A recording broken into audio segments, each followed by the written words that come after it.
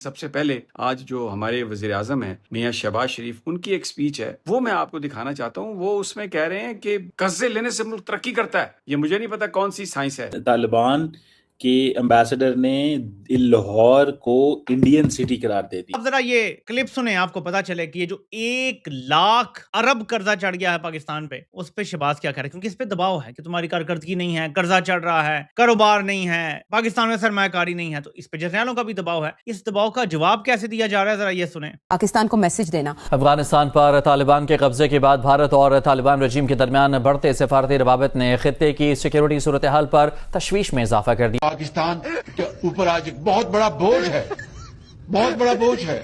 कौमें वही आगे बढ़ती हैं जो कर्जे लेकर उन कर्जों का बहुत प्रोडक्टिव इस्तेमाल करती हैं, फायदा हासिल करती हैं, मुनाफा कमाती हैं और फिर कर्जों को उतारती हैं और बेपनाह वो अपने अंदर रिजर्व्स और कैश जनरेट करती हैं। ये खिलाड़ी बड़े सीधे से और बड़े सीरियस खिलाड़ी हैं।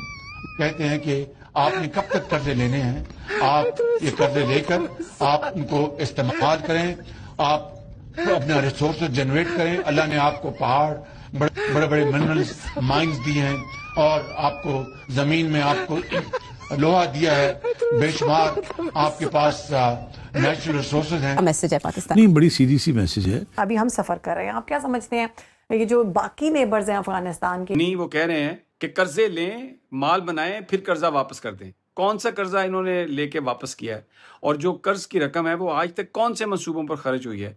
ये जो सारे बड़े बड़े प्रोजेक्ट, चाहे वो मोटरवे के थे या जो भी प्रोजेक्ट थे, उसमें जो अरबों रुपए के कमीशन थे, वो कहाँ से वो आए? लोगों की जेबों से टोल टैक्स रोजाना बढ़ जाता है, उनकी जेबों से निकाल रहे हैं। लेकिन उनकी फिलॉसफी ये है कि कर्जा लें और मुल्क चलाएं। नमस्कार दोस्तों, आपका स्वागत है हिंदुस्तान रियल वॉइस में।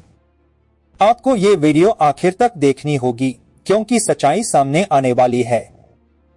लेकिन उससे पहले एक बात कहना बहुत जरूरी है कि आप लोग ऐसी वीडियो तो लाइक करते हो जिनका देश से कोई लेना देना नहीं, पर ऐसी वीडियो लाइक नहीं करते जो देश के बारे में हो और सच्चाई बताती हो।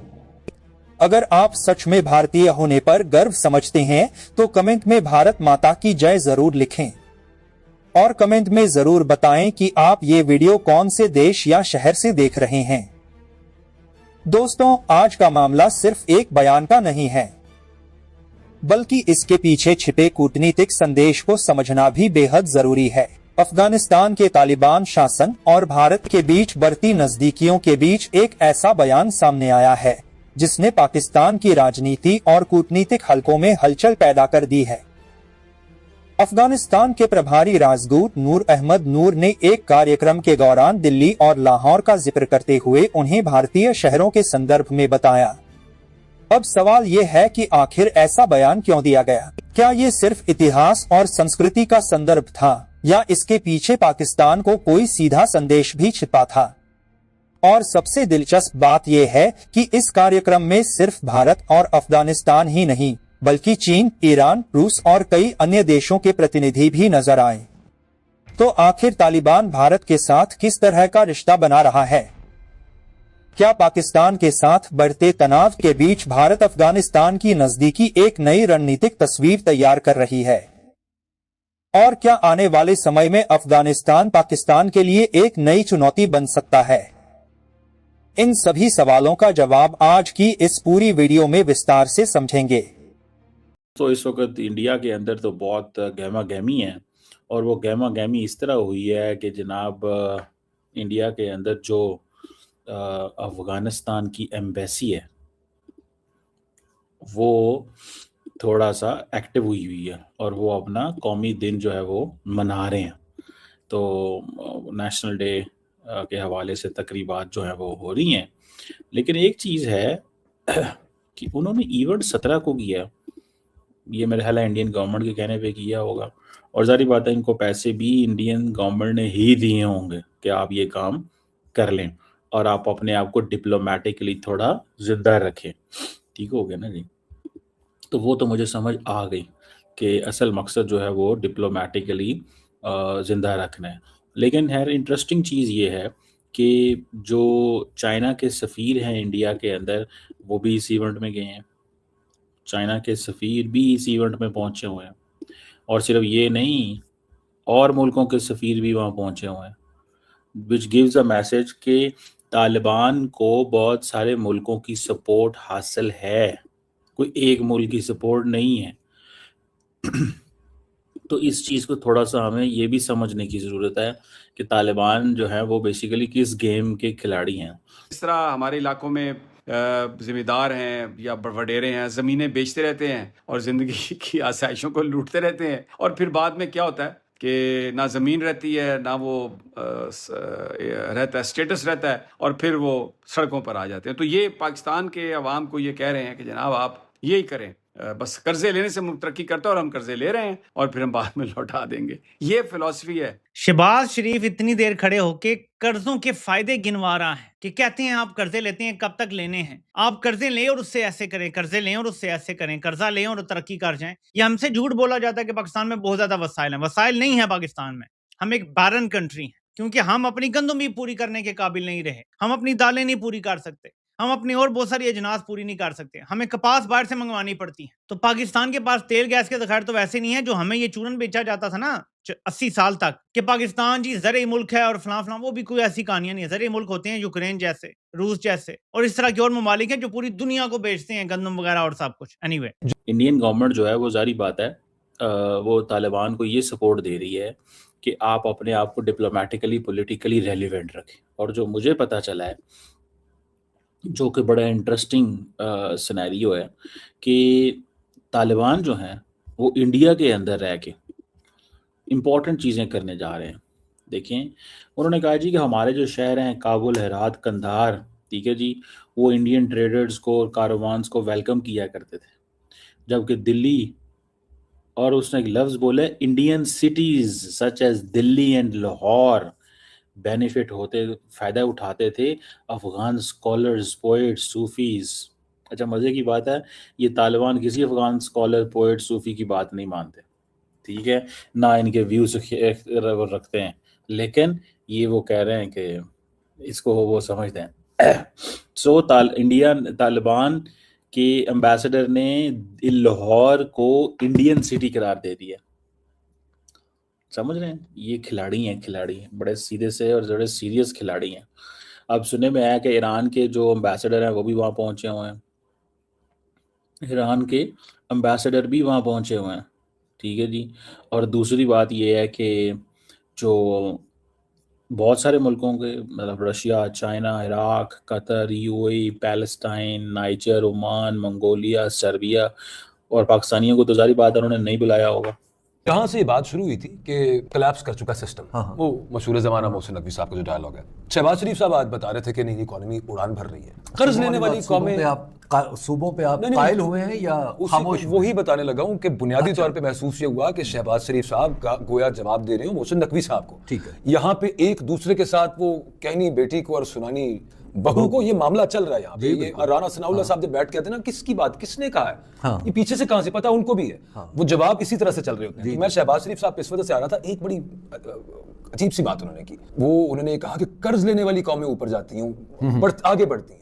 अच्छा, मॉडर्न इकोनॉमीज में जो डेट्स होते हैं अगर प्रूडेंटली यूज किए जाएं वाकई उनका फायदा होता है, लेकिन यहाँ पे अब पता है इनको मुसल्लत करने वालों को भी कि इन्होंने कर क्या दिया हुआ है। आज की बात है 364 बिलियन का सर्कुलर डेट में इजाफा हो गया सिर्फ, और सीपैक आपकी लाहौर के अंदर है बहुत सारी। बिल्कुल जी, देखिए, जो डेट है पाकिस्तान का, डेट वो मर्ज क्यों है और डेट जो प्राइम मिनिस्टर कह रहे हैं वो अच्छा क्यों, ठीक है ना, फर्क है ना, दो तरह के डेट है, दो तरह के कर्ज होते हैं। एक कर्ज ये होता है कि आपने मकान बनाना है, आप किराए पे रह रहे हैं, आपने मकान बनाना है, आपने एक एसेट बना लिया है और उसका कर्ज आप आहिस्ता आहिस्ता करके उतारते जाएंगे। ठीक है।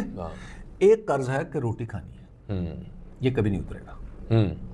पाकिस्तान का जो कर्ज है, जो ज्यादा बड़ा हिस्सा है उसका, वो है कि रोटी खानी। रोटी के लिए लिया जाने वाला कर्ज कभी नहीं उतरता और ये कौमों को बर्बाद कर देता है। ये जो डेट है, हम इस डेट को, ये जो हमारा कर्जा है, हम लेते हैं बजटरी सपोर्ट के लिए, क्योंकि हमारे बजट में बैलेंस ही नहीं होता। हाँ, बिल्कुल ठीक। जब हमारा बजट बैलेंस नहीं होगा तो उस वक्त हम जो कर्जा लेंगे वो दरअसल अपनी रोटी खाने के लिए लेंगे, उसको बैलेंस करने के लिए लेंगे।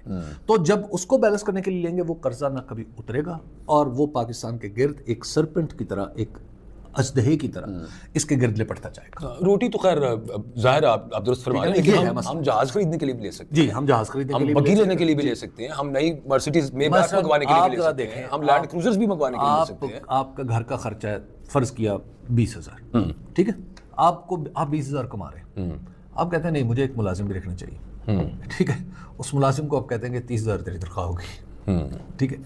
अब वो जो 30,000 पूरा करना, दो ही सूरतें हो सकती है। वो 30,000 एक है कि दाता साहब जाना है ठीक है, अपनी खानी है मेरी लहनी, एक तो ये है, ठीक है, ठीक है।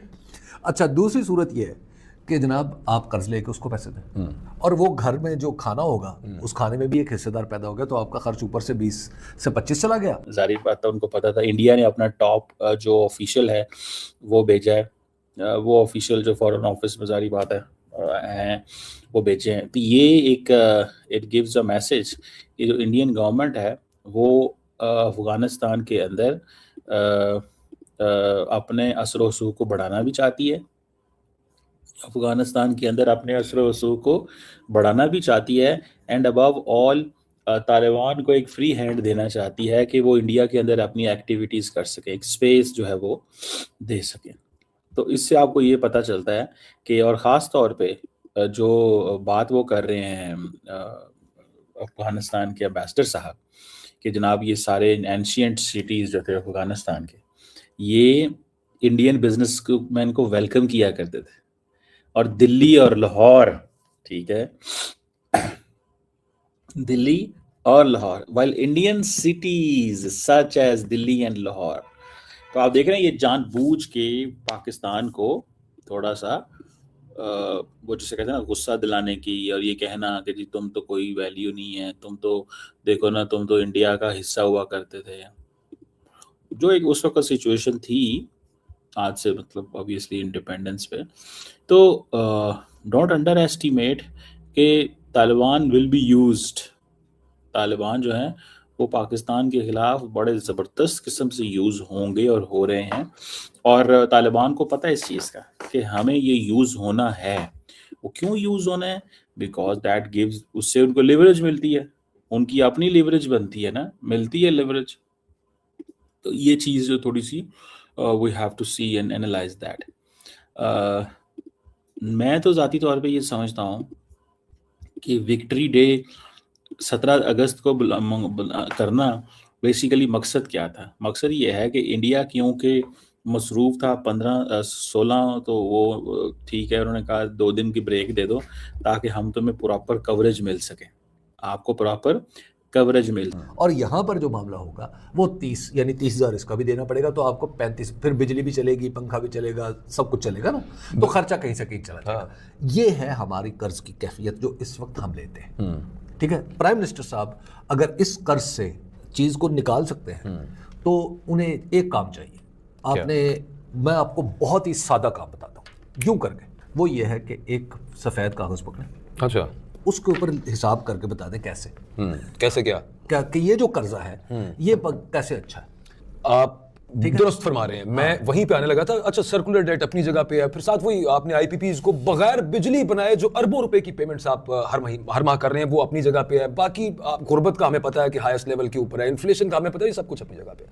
ये बात मैंने शुरू इस वजह से की थी, ये लतीफ़ा जो शहबाज शरीफ साहब ने आज, जैसे उस दिन जरदारी साहब ने बताया था एक परेड डे के दौरान, हाँ जी, पता नहीं उन्हें क्या याद आया था, उन्होंने कहा वालिद साहब कश्मीर में, वालिद साहब कश्मीर, हाँ, वालिद साहब कायद आज़म ने उनके साथ थे सब मामला।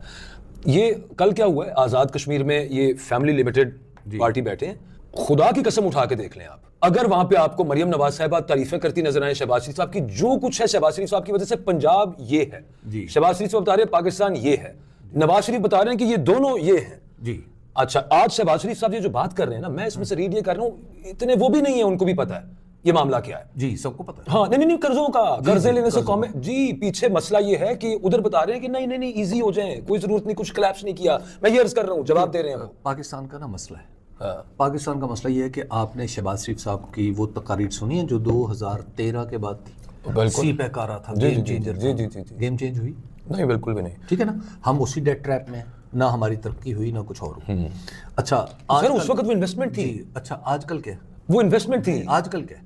आजकल मक्का अकॉर्ड है। मक्का अकॉर्ड है। आजकल मक्का ठीक है, अकॉर्ड आजकल मक्का अकॉर्ड है। उस पे उम्मीद लगी। बहुत पहले क्या था? सीटो सेंटर। हाँ बिल्कुल था। ठीक है ना? वेलकम अमेरिका, जी जी, और थैंक यू अमेरिका, हाँ जी, हाँ जी, हाँ जी। ऊँटों के गले में डाल के। तो दोस्तों, आज की इस पूरी वीडियो में हमने बात की अफगानिस्तान और भारत के बीच तेजी से बदलते कूटनीतिक रिश्तों की, खास तौर पर उस बयान की जिसमें अफगानिस्तान के प्रभारी राजदूत नूर अहमद नूर ने दिल्ली और लाहौर का जिक्र भारतीय शहरों के संदर्भ में किया। इस बयान ने पाकिस्तान में चर्चा को और तेज कर दिया है और सवाल खड़ा कर दिया है कि आखिर इसके पीछे सिर्फ ऐतिहासिक संदर्भ था या पाकिस्तान के लिए कोई राजनीतिक संदेश भी था। वीडियो में हमने ये भी समझने की कोशिश की कि तालिबान के सत्ता में आने के 5 साल बाद भारत और अफगानिस्तान के रिश्ते किस दिशा में आगे बढ़ रहे हैं। वहीं चीन, ईरान, रूस और दूसरे देशों के प्रतिनिधियों की मौजूदगी ने इस पूरे घटनाक्रम को और दिलचस्प बना दिया। साथ ही भारत की अफगानिस्तान में बढ़ती कूटनीतिक सक्रियता और पाकिस्तान अफगानिस्तान के बीच बढ़ते तनाव पर भी चर्चा हुई। अब आपकी बारी है दोस्तों, आप इस पूरे मामले को किस नजरिए से देखते हैं? क्या आपको लगता है कि लाहौर को लेकर दिया गया बयान सिर्फ इतिहास से जुड़ा संदर्भ था या इसके पीछे पाकिस्तान के लिए कोई बड़ा कूटनीतिक संदेश था? अपनी राय कमेंट में जरूर बताइए। और हाँ, ये वीडियो आप किस देश, शहर या गांव से देख रहे हैं वो भी कमेंट करके जरूर बताएं। अगर आपको हमारा विश्लेषण पसंद आया हो तो वीडियो को लाइक करें, चैनल हिंदुस्तान रियल वॉइस को सब्सक्राइब करें और वीडियो को ज्यादा से ज्यादा लोगों तक शेयर करें।